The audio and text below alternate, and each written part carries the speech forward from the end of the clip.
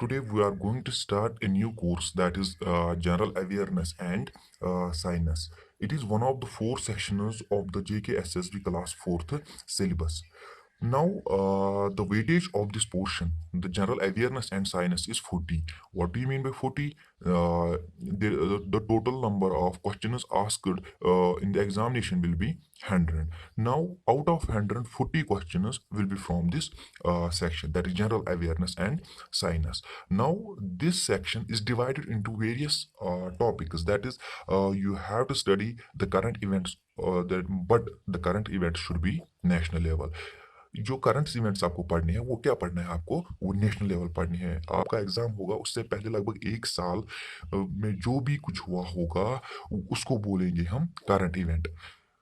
वो आपको पढ़ना है। इसके बाद आपको पढ़ना है जो नेक्स्ट टॉपिक इन्होंने दिया हुआ है वो है स्पोर्ट्स।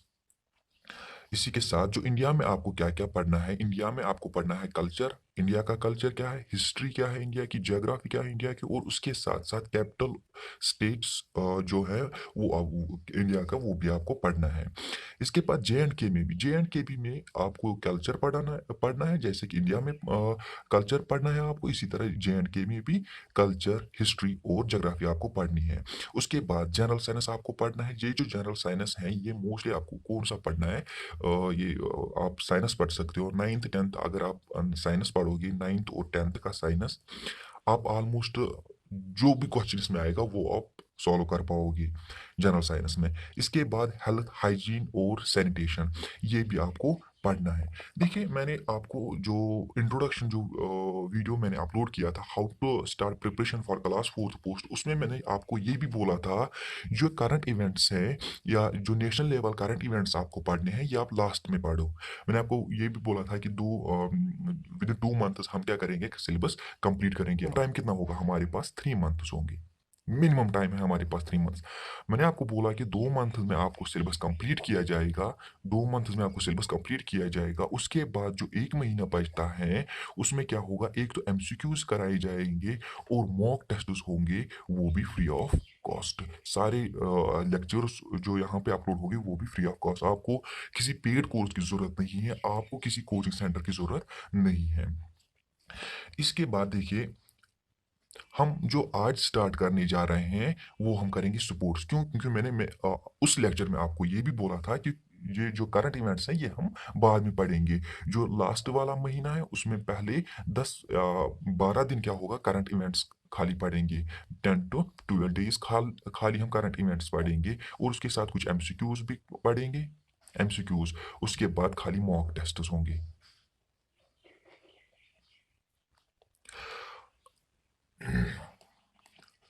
क्यों? इसका रीजन क्या था? मैंने आपको ऐसा क्यों बोला? मैंने इसको इसलिए ये बोला क्योंकि करंट इवेंट्स अभी आप अच्छे से समझ नहीं पाओगे जब तक आपको इंडिया का ये जो टॉपिक्स है, इंडिया की ज्योग्राफी पता नहीं होगी, जेएनके की ज्योग्राफी पता नहीं होगी, साइंस के बारे में और स्पोर्ट्स के बारे में कुछ पता नहीं होगा, तब तक आप करंट इवेंट्स अच्छे से नहीं पढ़ पाओगे। हाँ, अगर आपको पता है, थोड़ी सी नॉलेज है स्पोर्ट्स के बारे में, ज्योग्राफी ऑफ इंडिया के बारे में थोड़ी सी नॉलेज है, जेएनके के ज्योग्राफी के बारे में थोड़ी सी नॉलेज है, तो आप करंट इवेंट्स अभी से स्टार्ट कीजिए। मैं नहीं बोल रहा हूँ कि बाद में पढ़िए, मैं उन स्टूडेंट्स को बोल रहा हूँ बाद में आप करंट इवेंट्स पढ़िए जिनको इसके बारे में कुछ पता नहीं है, खासकर इन 3 टॉपिक्स के बारे में, geography of India, geography of J and K और स्पोर्ट्स के बारे में। Now today we are going to start with the topic that is sports. और जो जनरल साइंस है ये आपको एक नए टीचर पढ़ाएंगे। वो शाम तक, लगभग कोई शाम को वो जब वापस आएंगे घर, क्योंकि उनका बिजी शेड्यूल रहता है, तो शाम को वो वीडियो अपलोड करेंगे और हर रोज वो एक एक वीडियो इसका अपलोड करते रहेंगे। So now too we will start our topic that is sports. So let's start.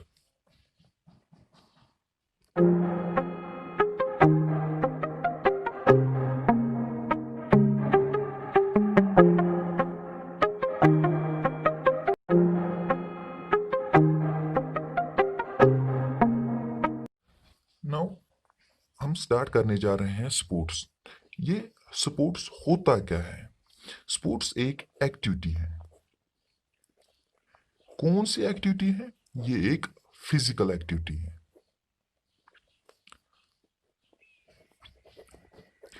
और इसके साथ साथ ये वो फिजिकल एक्टिविटी है जिसमें क्या जरूरत होती है, स्किल्स की। ये फिजिकल एक्टिविटी है जिसमें क्या जरूरत होती है, स्किल्स की।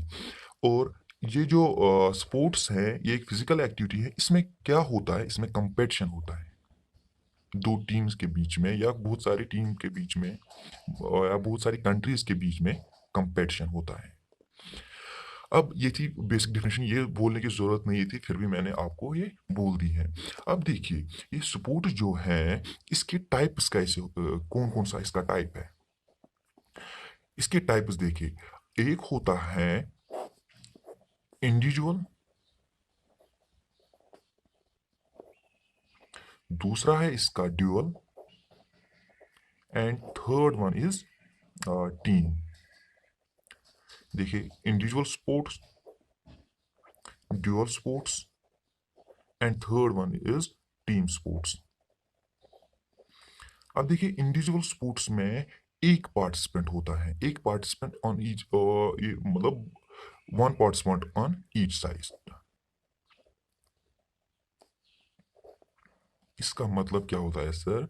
इसका मतलब होता है कि अगर दो टीम आपस में खेल रही हैं, सॉरी, दो मैच हो रहा है, कंपटीशन हो रहा है दो कंट्रीज के बीच में, कोई खेल है, कोई स्पोर्ट्स है, कोई गेम है, उस में क्या होगा कि एक साइड से एक ही प्लेयर खेलेगा। जैसे मैं एग्जांपल अगर दूं आपको, बॉक्सिंग है, एक बॉक्सिंग है इसके एग्जांपल। इसी तरह, या दूसरी एग्जांपल भी अगर आप लोगे, चेस, चेस जो खेल रहे हैं, शतरंज जिसे बोलते हैं। इसके बाद ड्यूअल स्पोर्ट्स, ड्यूअल स्पोर्ट्स में अगर इसमें एक पार्टिसिपेंट था, इसमें कितने हैं, इसमें दो दो होते हैं। ड्यूअल, ड्यूअल का मतलब ही होता है दो। एग्जाम्पल दीजिए सर। एग्जाम्पल मैं अगर आपको इसकी दूं तो लॉन टेनिस हो सकती है इसकी एग्जाम्पल, बैडमिंटन हो सकती है, बैडमिंटन इसमें भी आएगा और इसमें भी आएगा। Lawn tennis, badminton, lawn tennis. कभी कभी क्या होता है कि लॉन टेनिस एक ही, उसमें एक ही पार्टिसिपेंट होता है, या कभी कभी दो पार्टिसिपेंट भी होते हैं।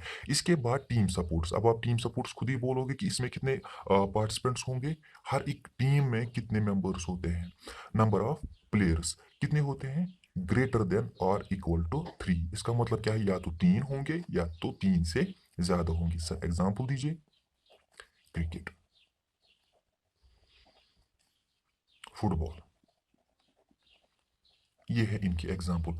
इसके अलावा अगर आप देखोगे, जो ये स्पोर्ट्स है, ये और दो टाइप्स में डिवाइड किया गया है। कौन कौन सा टाइप है? एक है इंडोर स्पोर्ट्स, और दूसरा है आउटडोर स्पोर्ट्स।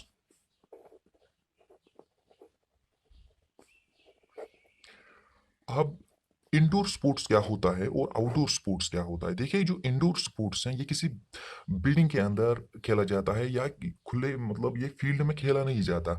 उसको बोलेंगे हम इंडोर स्पोर्ट्स, जो किसी बिल्डिंग के अंदर खेला जाए।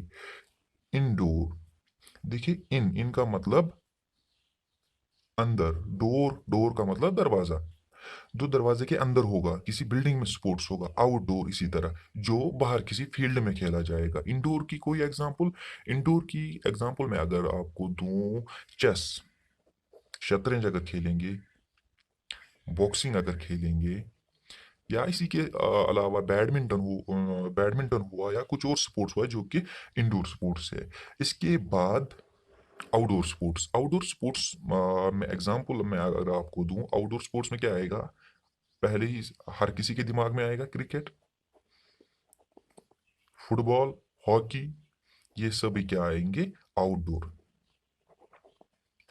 अब देखिए, अब हमें जो पढ़ना है वो है इंपॉर्टेंट पोर्शन, उसमें डेफिनेटली एक क्वेश्चन आएगा, definitely, that is game and number of players. क्या करना है आपको, जो गेम टोटल किस किस टाइप का गेम है, कौन सी गेम है, और उसमें कितने प्लेयर्स होते हैं, आपको ये याद रखना है।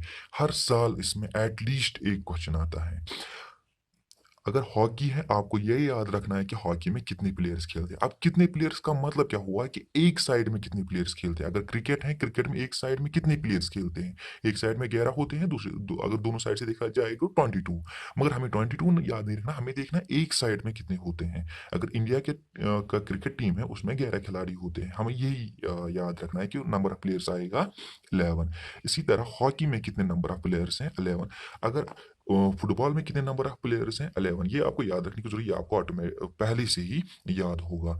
अब देखिए, अब इसके बाद बास्केटबॉल। बास्केटबॉल में जो प्लेयर्स होते हैं वो कितने होते हैं, 9। अब देखिए इतने सारे जो यहाँ पे, पहले एक काम करते हैं, आपको ये अभी समझ नहीं आएगा कि रग्बी क्या होता है, पोलो क्या होता है, गोल्फ क्या होता है। मैं आपको इससे पहले एक ये दिखाता हूँ, इनकी फोटोज दिखाता हूँ। सो पहले आप ये फोटोज देखिए, उसके बाद यहाँ पे आते हैं। स्टूडेंट्स, ये है क्रिकेट। इसके बारे में कुछ बोलने की जरूरत नहीं है। ये है गोल्फ, इसमें सेवरल प्लेयर्स होते हैं। ये है रग्बी, आपने बहुत बार टीवी में देखा होगा। ये फुटबॉल, बॉक्सिंग, एक एक प्लेयर होता है। देखिए मैं आपको अभी बोलूंगा कि किसमें कितने प्लेयर होंगे। इसमें यहाँ से एक प्लेयर होगा, वहां से एक प्लेयर होगा। इस तरह हॉर्स रेसिंग उतना इंपॉर्टेंट नहीं है, साइकिलिंग उतनी इंपॉर्टेंट नहीं है। टेनिस और टेबल टेनिस, ये एक टेबल पे खेला जाता है। और ये टेनिस है, आपने कई बार ही देखा होगा। ये मैं आपको पिक्चर्स इसलिए दिखा रहा हूँ सो दैट आपके माइंड में एक इमेज बन जाए कि कौन सी जो गेम है वो किस तरह खेली जाती है। इसके बाद वॉलीबॉल है, ये polo, basketball, motor racing, bowling, hockey. ये आइस हॉकी है, ये यहाँ पे जो है ये आइस हॉकी है। स्विमिंग, सेलिंग, ये इम्पोर्टेंट नहीं है, ये भी इम्पोर्टेंट नहीं है, ये भी इम्पोर्टेंट नहीं है। ये है ये भी इम्पोर्टेंट नहीं है, इसमें कोई क्वेश्चन नहीं आता है। ट्रैक एंड फील्ड, ये भी इम्पोर्टेंट नहीं है। जिमनास्टिक्स, चेस, एक साइड से एक प्लेयर, दूसरी साइड से एक प्लेयर। और figure skating, parachute jumping, weight lifting, running, snowboard, wrestling और जूडो। ये थे कुछ पिक्चर सो दैट कि आपके माइंड में एक इमेज बन जाए। अब आते हैं अपने टॉपिक की तरफ।